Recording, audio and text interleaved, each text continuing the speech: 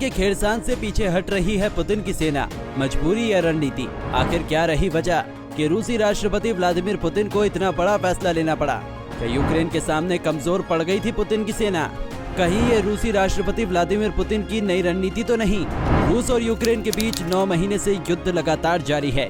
दोनों तरफ से हमला लगातार जारी है, लेकिन इन 9 महीनों में पहली बार रूस सही मायनों में बैकफुट पर नजर आया है। रूस के रक्षा मंत्री सर्गेई शोइगु ने अपने सैनिकों को खेरसान के पास निप्रो नदी के पश्चिमी तट से हट जाने को कहा है। बता दें कि ये वही इलाका है जहां पर एक वक्त रूसी सेना ने अपना कब्जा जमाया था।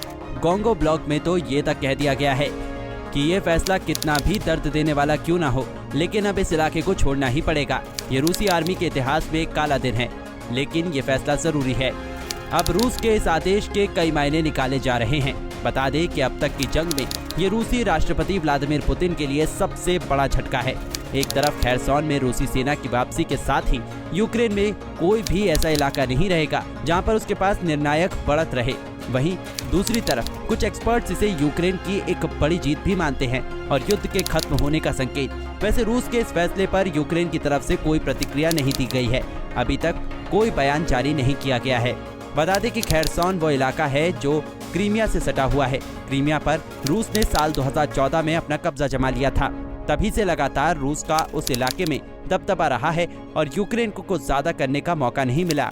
लेकिन अब जब रूस खेरसान से अपनी सेना को वापस बुलाने की बात कर रहा है, उस स्थिति में क्रीमिया में भी यूक्रेन आक्रामक रुख अपना सकता है। अगर ऐसा होता है तो ये रूस के लिए बड़ा झटका साबित होगा। सबसे बड़ी बात तो ये है कि खेरसान के जरिए ही रूस सीधे सीधे काला सागर तक पहुंच सकता है, लेकिन अगर यूक्रेन यहां पर एक्टिव हो जाता है तो ये रूस के लिए बड़े खतरे की घंटी होगी। यूक्रेन से जंग छेड़ने के लिए दुनिया भर में रूस के राष्ट्रपति व्लादिमीर पुतिन की आलोचना हो रही है।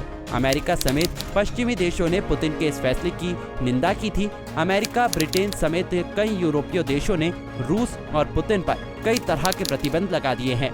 माना तो ये भी जा रहा है कि जंग से अपने कदम पीछे खींचकर रूस अब खुद को अच्छा दिखाने की कोशिश कर रहा है। इधर यूक्रेन के राष्ट्रपति ज़ेलेंस्की भी कह चुके हैं कि रूस इसे गिफ्ट या एहसान के तौर पर दिखा रहा है, लेकिन ये हमने लड़ाई करके जीता है। वही इस जंग को लेकर आलोचना का सामना कर रहे रूसी राष्ट्रपति पुतिन ने G20 समिट में भी न जाने का फैसला लिया है।